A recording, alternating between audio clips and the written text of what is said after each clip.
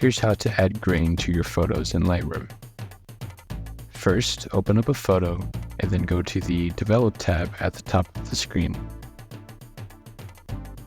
On the right-hand side of your screen, scroll down until you see the Effects tab. Click it to open. From here, you can see the grain section. You can adjust the amount.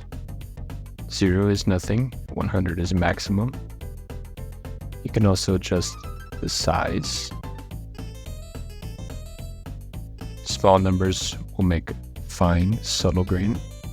Big numbers will make a chunky, noticeable grain. And you can also adjust the roughness.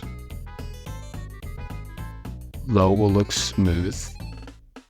High will look random and more gritty. Adjust based on what you find works for your photo.